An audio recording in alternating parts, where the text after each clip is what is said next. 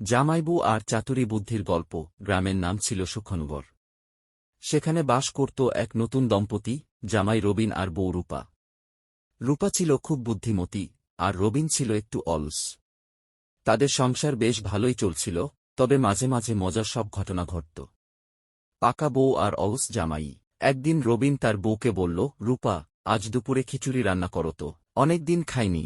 রূপা হেসে বলল, খিচুড়ি রান্না করা তো সহজ, কিন্তু খড়কাঠ আনতে হবে। তুমি বাজার থেকে একটু খড় নিয়ে আসো, আমি রান্না শুরু করি। রবিন বলল, তুমি কেন খড় আনতে পারো না? তোমার কাজ তো ঘর সামলানো, আর আমি এখন বিশ্রাম নেব।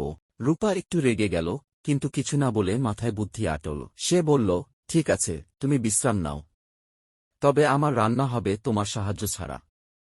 যা হবে দেখো। বউয়ের চালাকি। রূপা বাড়ির পেছনে গাছের শুকনো পাতা জোগাড় করল। এরপর বড় একটা হাঁড়িতে চাল, ডাল আর মশলা দিয়ে পানি বসিয়ে দিল। হাঁড়ি চুলোয় দিয়ে পাশে একটা ঢিল রেখে চুলায় আগুন দিল। রবিন তখন খাটে বসে বিশ্রাম নিচ্ছিল। রূপা একবার রান্নাঘর থেকে চিৎকার করল, এই রবিন, তোমার খিচুড়ি রান্না হতে চায় না। আমার মনে হয় তুমি যেহেতু খড় আনোনি, রান্না অপূর্ণ হবে। এখন ঢিল দিয়ে রান্না শেষ করতে হবে। রবিন বিস্মিত হয়ে ছুটে এল। ঢিল দিয়ে রান্না হবে নাকি? তুমি কি পাগল হলে? রূপা হেসে বলল, তাহলে খড় আনো। রান্না তো তোমার জন্যই করছি। জামাইয়ের শিক্ষা। রবিন অবশেষে খড় আনল। খিচুড়ি দারুণ মজাদার হল। খাওয়ার সময় রবিন বলল, রূপা, তুমি তো আমাকে ফাঁদে ফেলে দিলে। তবে সত্যি বলতে, তুমি আমাকে একটা ভালো শিক্ষা দিলে।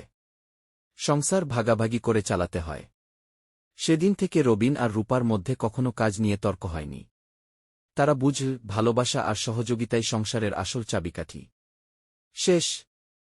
এমন গল্প চাইলে আরও বলতে পারেন।